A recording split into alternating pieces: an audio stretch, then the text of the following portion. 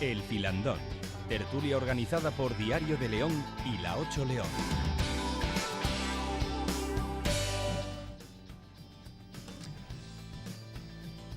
¿Qué tal? Muy buenas noches, bienvenidos un miércoles más al Filandón, bienvenidos a la tertulia organizada por La 8 y por el Diario de León, en el que de nuevo nos disponemos a repasar la actualidad de la provincia, además en esta ocasión desde un punto de vista judicial. Nos vamos a acercar a ese sector de la mano del juez decano de León, Luis Alberto Gómez, al que ya saludamos. Muy buenas noches. Muy buenas noches. Gracias por acompañarnos. Gracias de nuevo aquí en el Filandón. A vosotros por invitarme.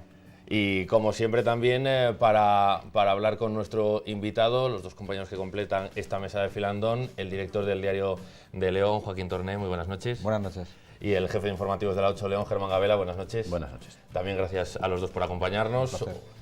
Y gracias a todos ustedes por acompañarnos también en esta hora en la que, como decimos, vamos a tratar diversos aspectos de la actualidad y de la provincia leonesa, empezando quizá por conocer un poco cómo se está desarrollando el funcionamiento precisamente de la justicia en León, con esa oficina judicial, con esa modernización y con los problemas que ha venido causando últimamente, que parece que esa adaptación o esa modernización no está llegando al ritmo que se esperaba.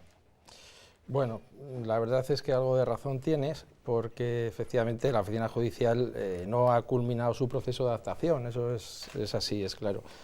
Yo creo que ya muchas veces hasta repetimos, ¿no?, cuáles son los problemas de la oficina judicial.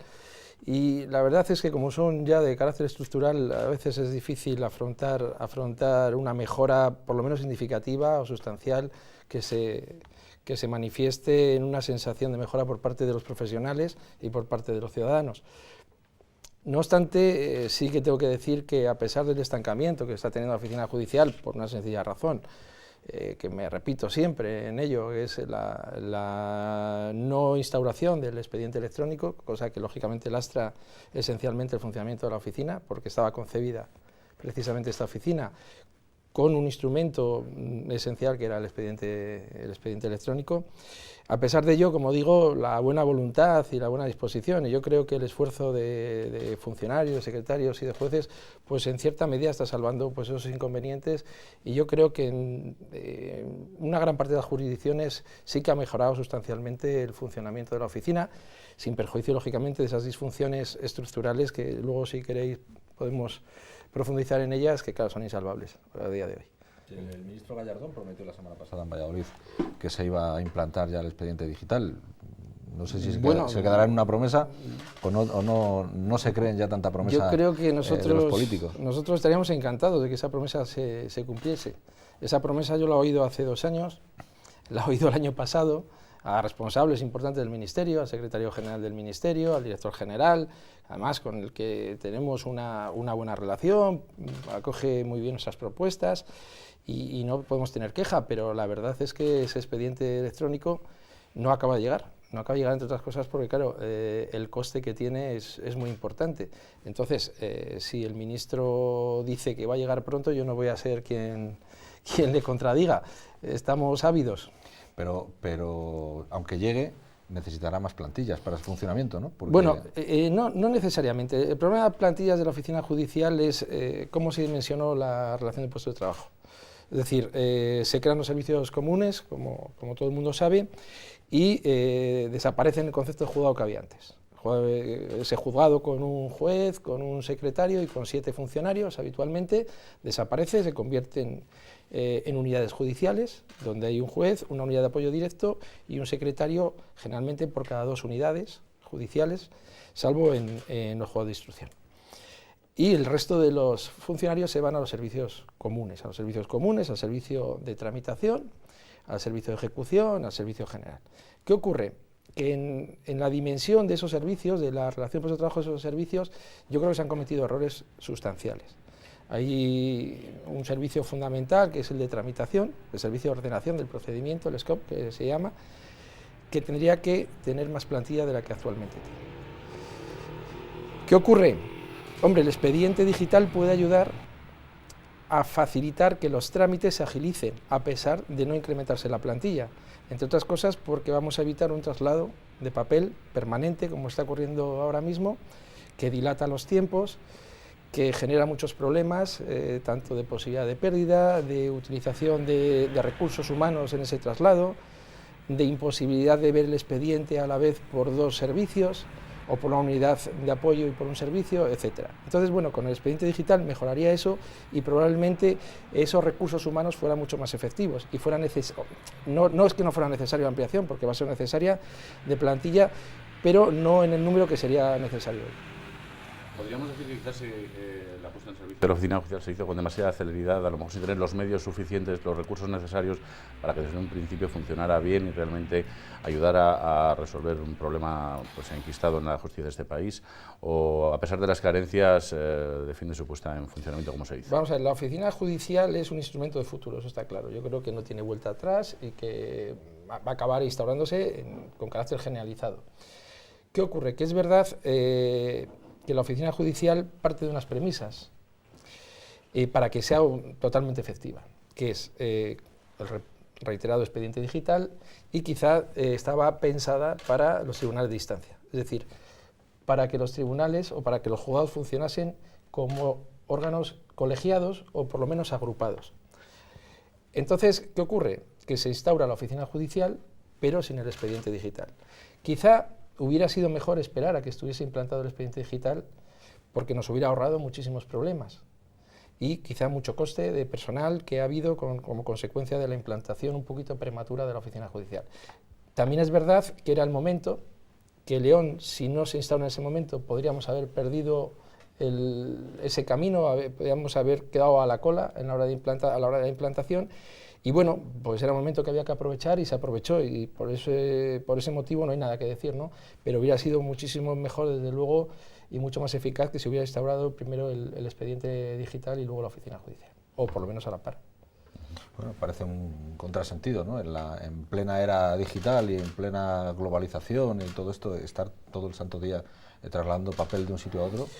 Pues, eso convierte, o eso es probablemente una de las causas de la lentitud de la justicia, esa lentitud que hace que la propia justicia no sea precisamente justa, ¿no? Bueno, efectivamente sí trasciende, sobre todo en determinadas jurisdicciones, en una lentitud o en un retroceso, porque antes, vamos a materializarlo, entraba un procedimiento en un juzgado, se repartía en un juzgado y ese juzgado tramitaba desde el principio al final, incluida la ejecución, con lo cual no salía del ámbito de los funcionarios que estaban en esa sede del órgano judicial, ¿no? El funcionario conocía perfectamente el procedimiento desde el principio hasta el fin. Es verdad que eso, a lo mejor, si analizamos el funcionamiento en conjunto de los órganos judiciales, no era demasiado eficaz, porque en un juzgado podían ir las cosas mucho más rápidas y en otro más lentas, pues porque hubiera menos personal o porque hubiera más bajas, en fin, por una serie de circunstancias. Y de esta forma parecía que se iba a optimizar mucho más esos recursos humanos, además a través de la especialización, de que cada trámite lo llevase unos determinados funcionarios en una determinada oficina común, con lo cual iba a ser todo mucho más rápido, etc. Pero claro, al tener que hacer ese traslado de papel, traslado físico, lo que hace es que se multiplican muchas veces los trámites, porque desde el servicio común hay que dar traslado a la unidad de apoyo, y eso hay que poner una diligencia de ordenación por parte del secretario dando traslado, hay que mover el papel, hay que recibirlo en la unidad de apoyo, hay que pasárselo al juez para que resuelva, y luego vuelta a empezar, hay que dar traslado desde allí a esa oficina común. Claro, todo eso con el expediente electrónico no pasaría. Y luego lo que decía, el coste de recursos humanos, porque ese papel lo tienes que trasladar a alguien. La posibilidad de pérdida, aunque intentamos poner todos los medios para que así no sea, pero evidentemente el peligro existe. Y esa imposibilidad, como decía, de que si necesitamos ver el expediente en una unidad de apoyo y necesitamos ver el expediente en un servicio, no se puede ver, porque físicamente está en un sitio. Mientras que tuviéramos un pantallazo, pues lo podríamos ver en todos los sitios del edificio. Sí, Roberto. No, iba a comentar un poco qué es lo que hace falta, porque viendo la necesidad de ese expediente, de las promesas que no acaban de cumplirse, que se retrasa, pues qué es lo que hace falta para que algo que parece tan básico, entre comillas, sobre todo ahora ya en pleno siglo XXI, pues se ponga en marcha. Pues hombre, me imagino que algo tan sencillo como dinero. Me imagino. Y tan difícil de conseguir. Tan difícil de conseguir en estos tiempos. Vamos a ver, hubo un intento de expediente, de hecho, cuando se implanta la Oficina Judicial en León, ya se estaba poniendo en marcha el expediente digital en la Audiencia Nacional. Se hicieron pruebas, de hecho se estuvieron preparando, aquí se hizo una especie de auditoría de los procedimientos, se hicieron unas pruebas para ver cuál era el volumen de documentación que habría que escanear, etc. Lo que pasa es que yo creo que el procedimiento tal como se planteó no era eficaz, era a través del escaneo para luego digitalizar. Quizá a lo mejor se tenía que haber planteado el comenzar desde cero, desde un punto temporal determinado, a digitalizar ya, a que entrase en la documentación digital en los procedimientos y a partir de ahí empezar a funcionar, y lo demás, lo que fuera los procedimientos antiguos, pues dejarlos morir o ir digitalizándolos poco a poco. No se ha optado por ese mecanismo, yo creo que se han encontrado con problemas también en lo que era el sistema informático. Eso no culminó a pesar del dinero que el Ministerio me consta que se gastó en ello, y por lo que yo tengo entendido están buscando un nuevo modelo que sea más eficaz, pero claro, estamos en unos tiempos en que el presupuesto del Ministerio de Justicia, solo que mirar los presupuestos generales para este año, pues se ha reducido, con lo cual no sé yo cuál será el futuro. Sí, por cambiar un poco de asunto, la ley de demarcación y planta, yo creo que está más o menos, si no paralizada, por lo menos bastante ralentizada. En una provincia como León, esa ley, esa supresión de partidos judiciales, ¿será posible? ¿Será positiva? ¿O sería? Porque en el fondo parece paralizada.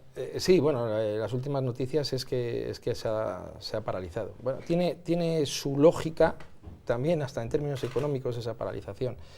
Vamos a ver, la modificación de la ley de planta, de demarcación y planta, se hace, o el proyecto, o el anteproyecto, perdón, el estudio de anteproyecto que tiene el Ministerio, se hace para la instauración de los tribunales de distancia. Esto tiene una filosofía que, volvemos a insistir, es optimizar los recursos humanos sobre todo, y los medios materiales que hay. Entonces, la idea no es mala, yo creo que no es mala. Desde luego, yo que he asistido a las reuniones últimas de jueces decanos, en las conclusiones siempre hemos puesto de manifiesto nuestra idea de que consideramos que la instauración de los tribunales de distancia puede ser muy positiva a medio y a largo plazo para la Administración de Justicia española. Claro, ¿qué ocurre? No todos los territorios son iguales, no todas las provincias tienen la misma extensión, no se distribuye demográficamente de la misma manera, y entonces hay que tener en cuenta las peculiaridades, ¿no? Aquí en León, por ejemplo, tenemos la peculiaridad de la extensión geográfica, y por eso ya se preveía que el partido judicial de Ponferrada permaneciese, y dividir, digamos, la provincia de León en dos grandes partidos judiciales, o en dos grandes tribunales de distancia, que serían el de León y el de Ponferrada. Yo entiendo que en determinadas localidades, pues la población está acostumbrada a tener su juzgado cercano y que consideren que es una pérdida de servicio. Pero muchas veces yo creo que tenemos que plantearnos qué es más importante, tener el servicio cerca o que el servicio sea eficaz. Me refiero a que hay determinadas localidades que han tenido o han sufrido una pérdida de población muy importante. Es decir, zonas como la de Villablino, los habitantes que tenía hace 15 o 20 años no son los que tienen hoy, y por lo tanto la necesidad de servicio también se ha reducido. Y a lo mejor es probable que se prestase un servicio mucho más eficaz para los ciudadanos de esa zona desde Ponferrada que desde el propio Villablino. Entonces, entiendo, por lo tanto, que usted estaría a favor de la implantación. Yo en principio soy partidario de la instauración de los tribunales de distancia, pero sí me gustaría hacer una aclaración. Yo, esto que digo, por ejemplo, pongo el ejemplo de Villablino, porque hace poco hemos tenido la primera Junta Provincial de Jueces de León para solventar un problema que ahora se nos plantea con la reforma de la Ley Orgánica del Poder Judicial, que es el tema de las sustituciones entre los jueces titulares.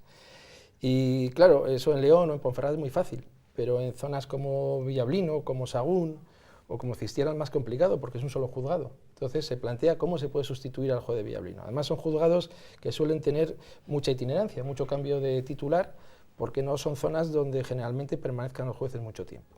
Entonces eso genera un grave problema. Al final se ha decidido, se ha optado porque sean los jueces de Ponferrada los que sustituyan. Entonces los compañeros de Ponferrada, con buen criterio, planteaban, hombre, creemos que podemos prestar mucho mejor servicio a la zona de Villablino, donde además se comparte la Fiscalía, porque la Fiscalía de Ponferrada lleva todos los asuntos de Villablino, la Forensía también. Dice, prestaríamos mucho mejor servicio con un juzgado más en Ponferrada, distribuyendo todos los asuntos de Ponferrada, más lo de Villablino, con un juzgado más, que permaneciendo un juzgado en Villablino. que no quiere decir, porque además el anteproyecto, no prevé la desaparición absoluta de los juzgados, sino que mantendrían oficinas judiciales en esas localidades, pues para que los ciudadanos tuvieran que desplazar constantemente a realizar cualquier tipo de trámite, sino que simplemente se trasladasen a lo mejor pues para los actos de vista, de juicio, etcétera, y el resto de los trámites pudieran realizarlos en esas oficinas desplazadas. Yo creo que la idea es buena. Aquí la cuestión está esencialmente para mí en dos cosas: en que esa reforma va a conllevar, aparte de la oposición de muchas localidades, un coste económico tremendo. Primero porque supone la instauración de la oficina judicial a nivel de todo el territorio nacional. Lógicamente el Tribunal de Instancia no puede funcionar sin una oficina judicial, sin servicios comunes. Y segundo, la arquitectura judicial. Es decir, sería necesario reformar todos los edificios judiciales. Vamos a suponer aquí en León que se desplazan las jueces de Astorga, las de La Bañeza, Sagún, Cistierna, Villablino, aunque Villablino probablemente pasase a Ponferrada, pero claro, habría que modificar toda la estructura y además se iba a funcionar tipo salas, como funciona la audiencia provincial, con lo cual va a ser importante el desembolso económico que hay que hacer en materia de arquitectura judicial. Entonces yo creo que son problemas que ahora mismo con la situación económica son difíciles de resolver y quizá eso haya motivado el parón de la ley. Aprovechando que ha hablado de reforma de edificios, ¿cómo va la obra de la reforma de los juzgados de la capital? Pues bueno, prácticamente la tenemos ya terminada. Se trataba de una obra parcial para ampliar la sede de determinados servicios, concretamente del servicio de ejecución en el ámbito penal y del servicio también de ordenación del procedimiento también en la sección penal, porque nos habíamos encontrado que el edificio nuevo, a pesar de que ya se realizaron ampliaciones en el momento prácticamente inaugural, se había quedado pequeño. Lógicamente se habían desplazado la mayor parte de los funcionarios del edificio a una zona que constituye más o menos una tercera parte del conjunto de metros cuadrados del edificio y claro, pues no había quedado aquello muy racional.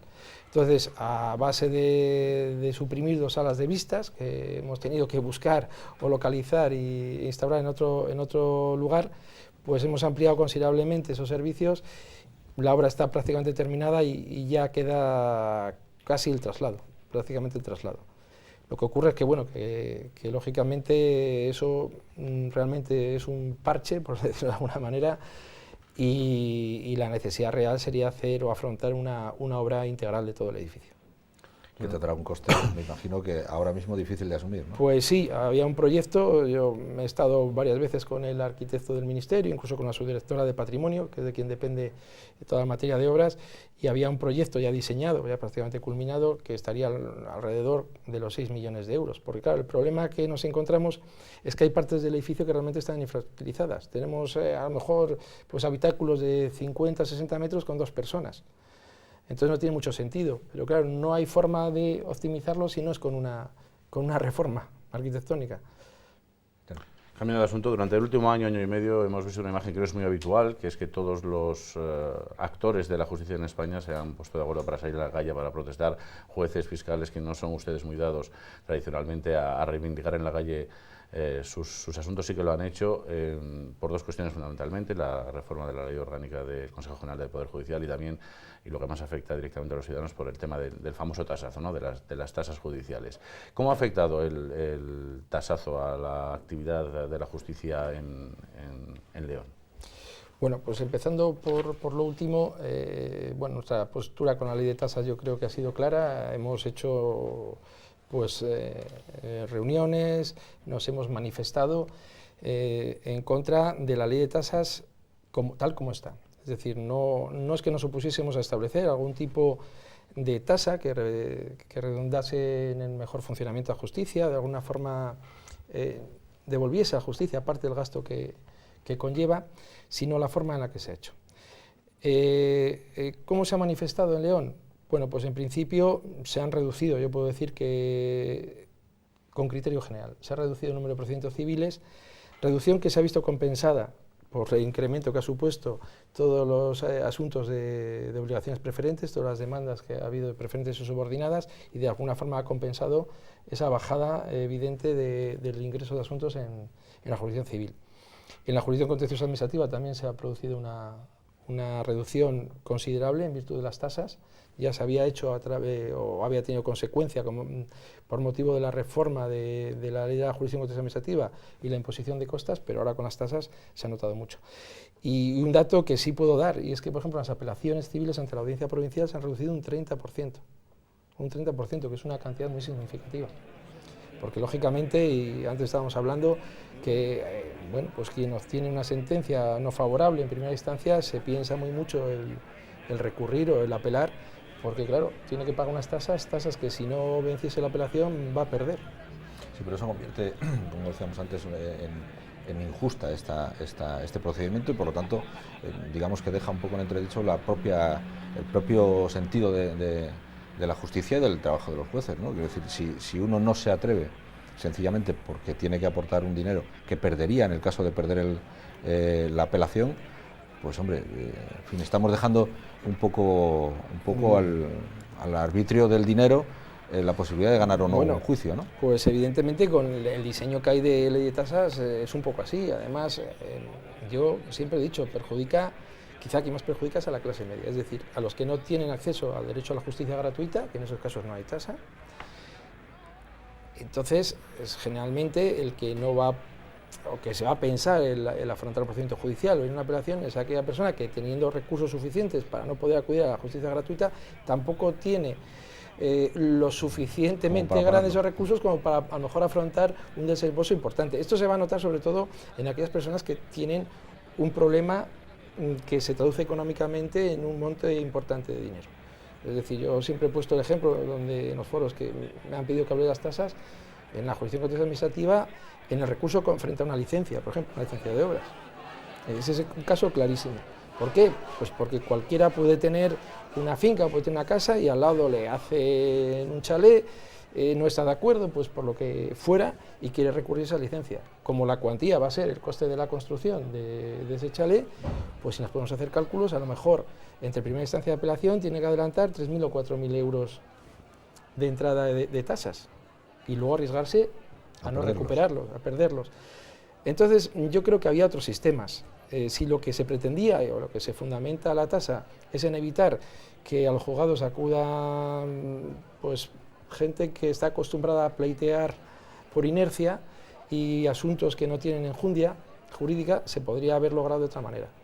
Se podría haber dado la posibilidad a que los jueces valorásemos la temeridad y que en virtud de esa temeridad impusiésemos algún tipo de coste económico y así, pues, digamos, disuadir a quienes pues, acuden a los tribunales sin ningún tipo de justificación o motivo o simplemente como una maniobra procesal o dilatoria para lo que fuera. ¿Y no hay opción de poder modificar esa situación? Ahora, vista la experiencia, ya que en su momento no la hubo, vista la experiencia, no sé si lo han intentado. No parece que haya mucha voluntad. De todas formas, eso ya es una cuestión de política legislativa donde los jueces poco podemos decir. Nos pueden parecer bien o mal las leyes, pero las tenemos que aplicar y sobre política legislativa poco podemos pronunciarnos. Bueno, yo creo que ahora los gobiernos están acostumbrados a cambiar en 4 años lo que hicieron los anteriores, lo modifican, por lo tanto, pues con esperar a que cambie el gobierno, que puede ser en 2015 o puede ser en 2019, pero bueno, pero tarde o temprano cambiará, podrán cambiarlo, ¿no? Sí.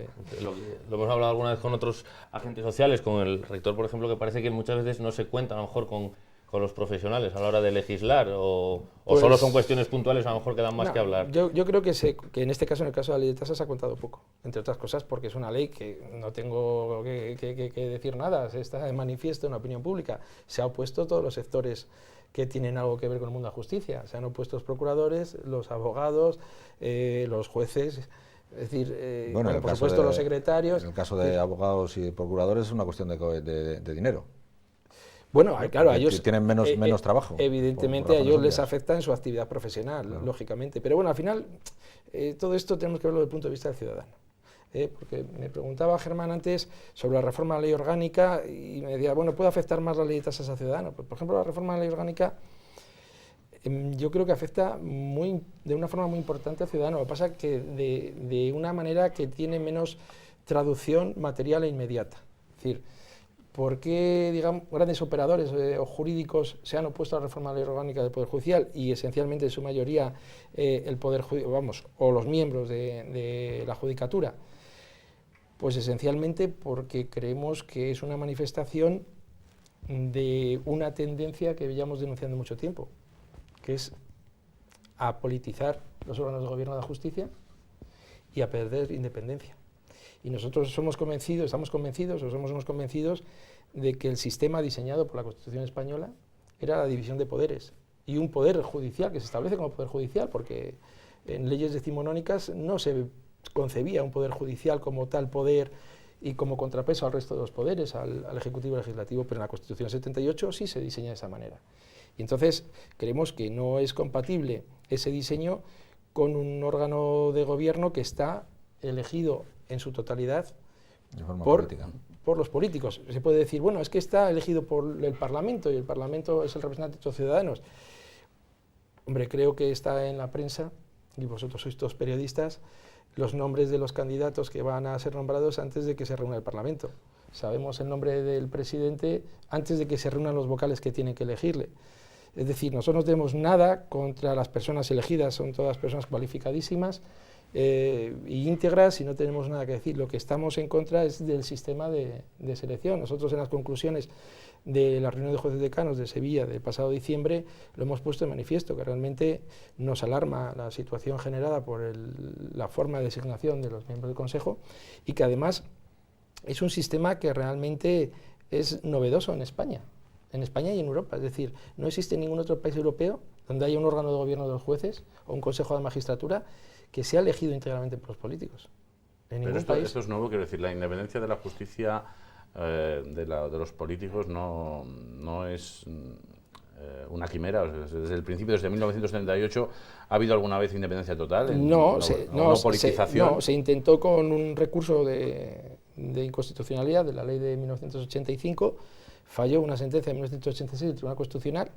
Ya lo he dicho otras veces, que realmente no dice que tenga que ser este el sistema, lo que dice que no es inconstitucional, pero ya advierte del peligro que tiene el sistema, bueno, la propia sentencia. Si Montesquieu levantara la cabeza, me imagino que se tiraría de los pelos seguro. Sí, no, aparte que, vamos a ver, nosotros lo que decimos es que todo esto genera una manifestación hacia el ciudadano de descrédito, hacia una función que creo que es fundamental para el ciudadano, que es la protección de sus derechos. Lógicamente, la protección de sus derechos tiene que estar en manos de alguien. La Constitución ha dicho que está en manos de los jueces y que somos la garantía de la defensa de esos derechos. Y tenemos que dar una imagen de lejanía, de imparcialidad. ¿Qué ocurre? Que en nuestra función diaria, los jueces somos totalmente imparciales. Yo no me cansaré de decirlo y defender la honestidad e imparcialidad de cada uno de los compañeros que dicta una sentencia. Pero claro, si el órgano de gobierno es elegido de esta manera, toda la información, todas las noticias van dirigidas a hacer una manifestación de politización, pues al final el ciudadano acaba pensando que la justicia funciona de esta manera, aunque el trabajo silencioso y diario no sea así. Y entonces, claro, nosotros realmente eso nos preocupa mucho. Bueno, es evidente que segundo, si me disculpas, Joaquín, dejamos la pregunta justo para después de la publicidad, porque tenemos que hacer ya la pausa ahora mismo. En unos instantes regresamos, seguimos hablando con el juez decano de León. Hasta ahora.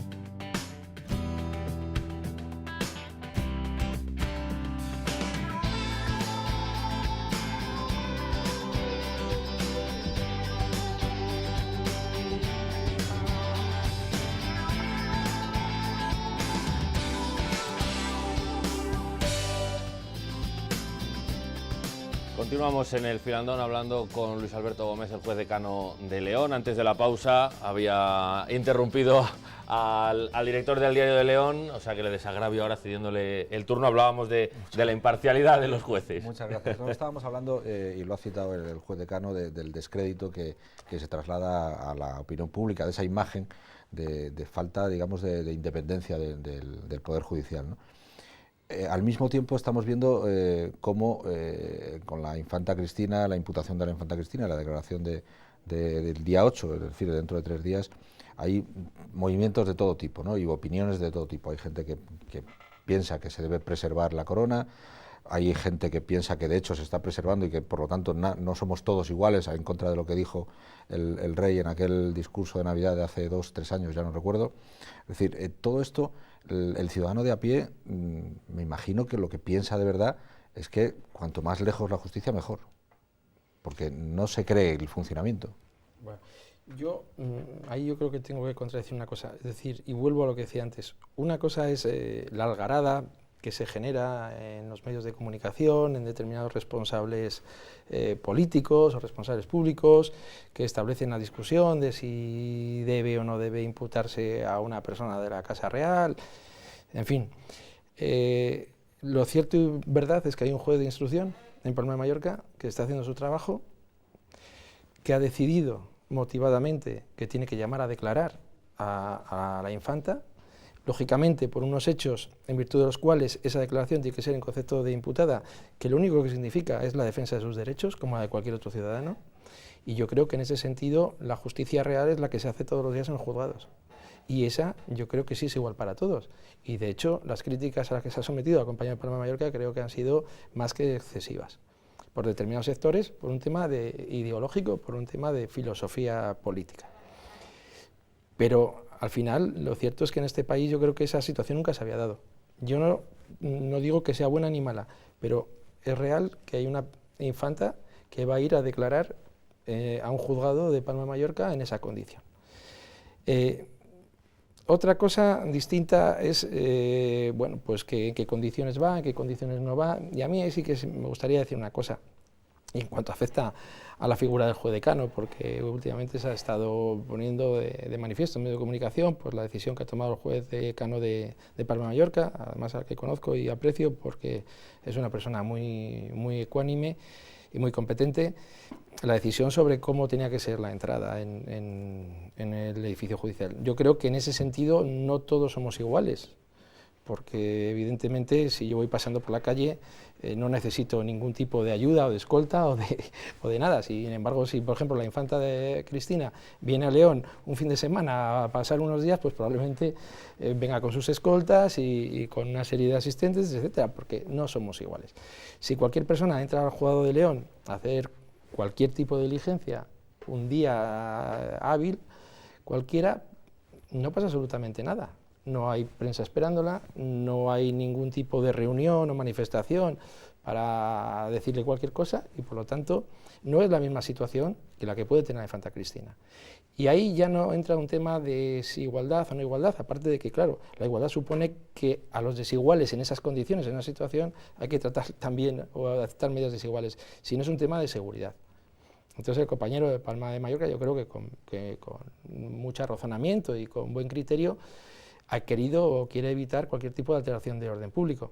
Pues yo creo que al final el tema esto de los pasillos tan famosos o no, yo creo que lo que hay que hacer es evitárselo a cualquier ciudadano, no solo a la infanta Cristina, sino a cualquier otro ciudadano que pueda ver alterada su integridad o su honestidad por el hecho de ir a una actuación judicial, como consecuencia del asunto que sea que tenga mayor trascendencia pública. Yo creo que en ese caso no se trata de dar privilegio o trato privilegiado, sino de establecer unas medidas de seguridad mínimas y evitar alteraciones de orden público. Y quizá la tensión social en la que nos hemos metido por producto de la crisis, producto de tanta gente en el paro y bueno, me imagino que pasándolo mal, yo creo que la sociedad está tremendamente tensa y si esto no ocurriera, yo creo que a nadie nos importaría cómo va la infanta a declarar.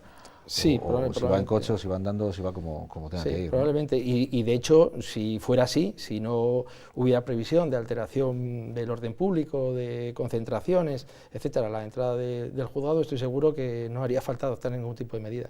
Sí, pero yo quería ir antes ha dicho que evidentemente el juez del caso ha fundamentado la llamada como imputada a la infanta Cristina. Eso pone un poco en tela de juicio la labor de la Fiscalía, que lo ha criticado duramente, una vez rechazando la imputación y ahora también con pues algunas pegas, ¿no? Sí, bueno, yo creo que el debate jurídico es sanísimo y además para eso están los recursos. Es decir, si no estamos de acuerdo con una resolución judicial, hay unos recursos que se pueden hacer valer. Están en las leyes procesales, en este caso el enjuiciamiento criminal. Entonces lo que no es muy entendible es que por parte del representante del Ministerio Público no se haya recurrido el auto y luego en un escrito posterior, una vez pasado el plazo de recurso, se hagan determinadas afirmaciones, que sí tengo que poner en manifiesto que todas las asociaciones judiciales han criticado muy duramente. No por el contenido jurídico de ese escrito, que puede ser muy respetable y nadie está diciendo que... sino por los tiempos y sobre todo por el tono. Es decir, el derecho de defensa no puede amparar determinadas expresiones y sobre todo poner en tela de juicio la capacidad profesional de nadie. Entonces, lo que nosotros como carrera judicial hemos criticado es tanto el no haber actuado de la manera que el procedimiento podía requerir si la intención era apelar, y sobre todo la utilización de expresiones que no son nada afortunadas y que además no vienen a cuento. Más cosas.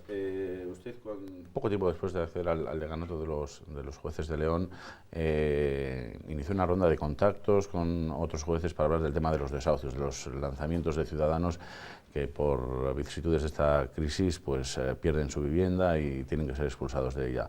Yo no sé si aquello como fructificó, de qué manera, si llegaron a ponerse de acuerdo para intentar flexibilizar un poco y que ese lanzamiento sea realmente el ultimísimo recurso cuando se enfrenta una entidad bancaria con un ciudadano. Bueno, ahí hay varios hitos temporales. Efectivamente, cuando se plantea el problema, yo me reuní incluso con alguna asociación antidesahucios y sobre todo como consecuencia de dos sentencias del Tribunal de Justicia de la Unión Europea, se planteó la necesidad de cómo articular en nuestro procedimiento, que no lo preveía, una posibilidad de oposición por una posible nulidad de las cláusulas en relación con los intereses en este tipo de contratos de crédito hipotecario. Entonces, ahí efectivamente tuvimos varias reuniones con todos los compañeros de la jurisdicción civil y finalmente sí que se obtuvieron unas conclusiones generales y una voluntad de actuación común, ¿no? Dando una posibilidad o amparando para la ejecución de esas sentencias la posibilidad de esa oposición. Luego, posteriormente, una reforma legislativa, como se sabe, para la protección de los deudores hipotecarios, donde ya se estableció con una reforma del artículo 645, si me equivoco, perdón, de la ley de enjuiciamiento civil. No se van a enterar, pero bueno, los que sean profesionales sí. Bueno, se reforma la ley de enjuiciamiento civil para dar la posibilidad, como una causa más de oposición a ejecución hipotecaria, la posible nulidad de ese tipo de cláusulas. Se establece pues un procedimiento en la que finalmente el juez civil tiene que decidir sobre la nulidad o no de esas cláusulas y donde se establecen esas consecuencias.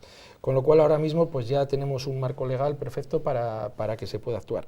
Hombre, a mí me preocupa una cosa, que la ley sigue manteniendo la posibilidad de apelación en el caso de que se declare nula la cláusula posible abusiva, la cláusula abusiva en materia de intereses, se declara nulidad, cabría apelación, y sin embargo, si el juez de instancia no declara esa nulidad, no quepa apelación, no le quepa al deudor hipotecario la posibilidad de apelar. Eso es una cuestión que realmente llama la atención, ¿no?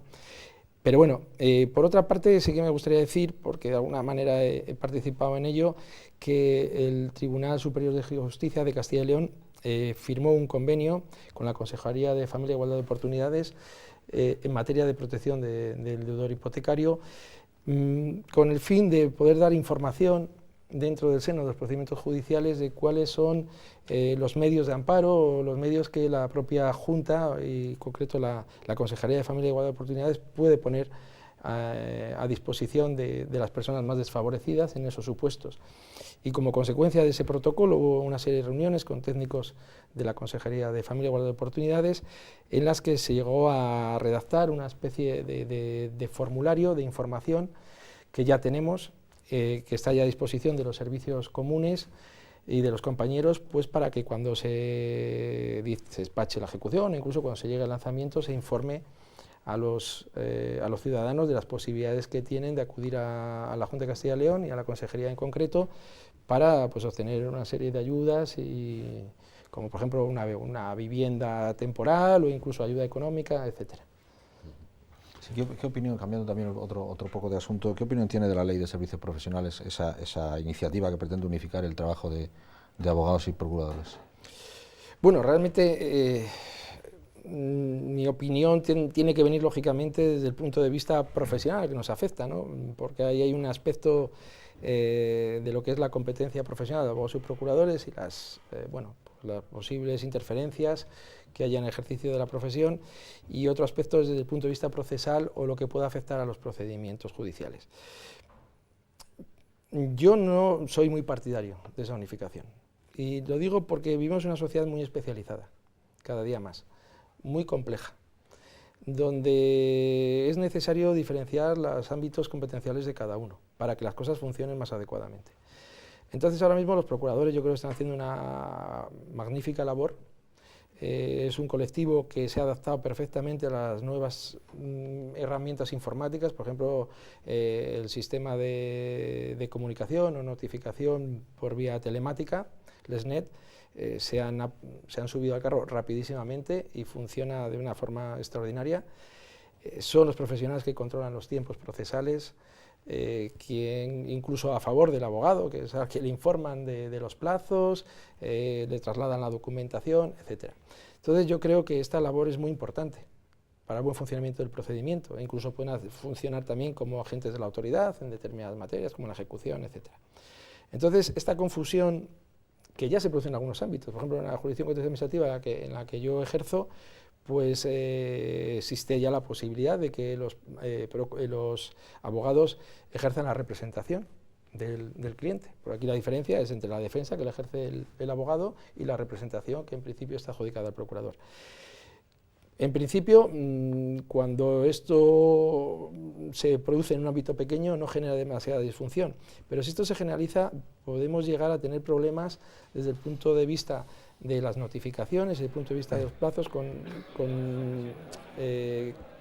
con personas que, además de su función de asesoramiento jurídico y de la complejidad que eso conlleve, del tiempo que eso exige, asuman además el control de las notificaciones, el control de los plazos, etc. Creo que esto puede ser perjudicial si se generaliza.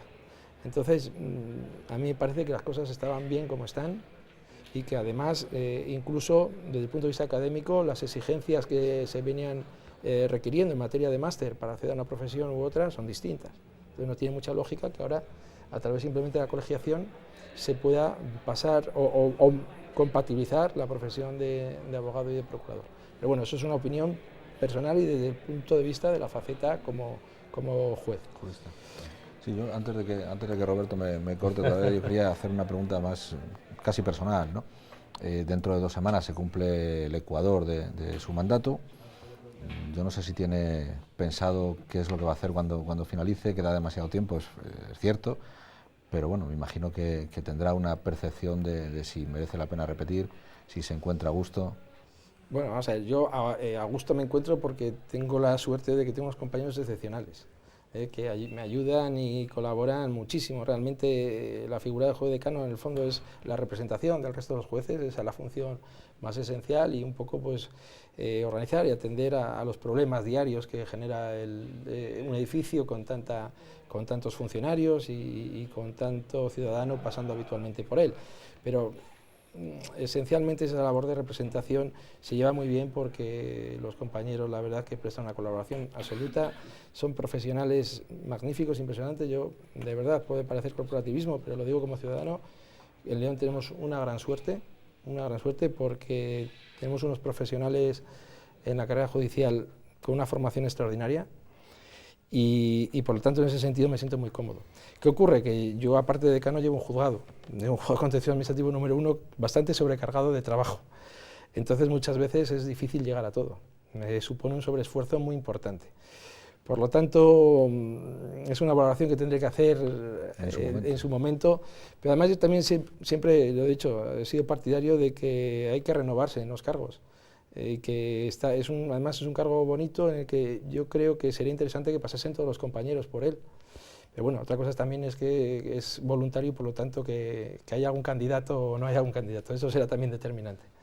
Ya en la recta final del programa yo también quería preguntar, aprovechando que estamos en un medio de comunicación, colaborando con otro medio de comunicación, y hemos hablado un poco de la imagen que se traslada de de la justicia, de esos casos estrella, por así decirlo, de toda la parafernalia mediática que se crea. ¿Cómo es un poco esa relación o cómo debería ser esa relación entre medios de comunicación y justicia? Porque también es cierto que hasta hace pocos años, quizá aquí en León, pues no tanto, pero sí que había más dificultades a lo mejor para acceder. Aquí en León, pues ya con Suárez Quiñones, con usted mismo, pues es más sencillo un poco acercarse al día a día o a determinadas situaciones, pero ¿cómo debería ser o cómo ve usted que es esa relación con los medios de comunicación a la hora de trasladar el trabajo que se hace en los juzgados?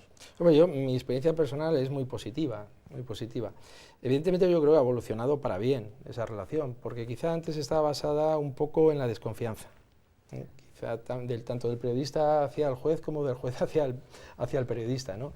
Pero yo creo que poquito a poco, con la generalización de las noticias sobre justicia, pues ha ido intentando por parte, de los jueces, el acercarnos para poder manifestar de una forma mucho más sencilla cuál es nuestro trabajo, cuáles son las consecuencias de nuestro trabajo, e incluso para, a veces, intentar que las cosas se expliquen de una forma más correcta, ¿no? Porque muchas veces el lenguaje jurídico es difícil, es complejo, ¿no?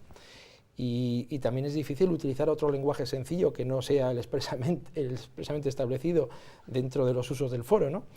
Entonces, yo creo que esta relación viene muy bien porque a nosotros nos permite trasladar nuestra actividad, nuestro trabajo, que la gente lo conozca, que vean que es algo cercano, que estamos aquí para proteger los derechos del ciudadano, no para otra cosa.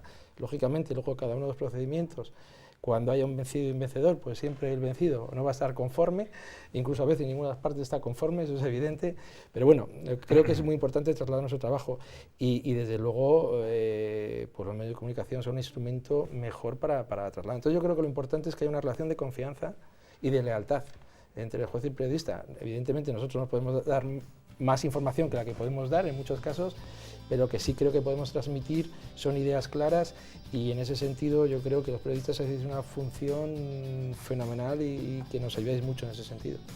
Muy bien, pues así terminamos. Hablando de la relación entre jueces y periodistas, llegamos al final de este Filandón. Muchísimas gracias a Luis Alberto Gómez, juez decano de León, por habernos acompañado. Muchas gracias. Muchísimas gracias a vosotros. Y también muchas gracias a Joaquín Tornea, Germán Gabela, por haber estado aquí otro miércoles. Un placer. Y gracias a todos ustedes por habernos acompañado. Dentro de 7 días regresamos en una nueva edición del Filandón. Hasta entonces, gracias por su atención. Muy buenas noches. Feliz semana.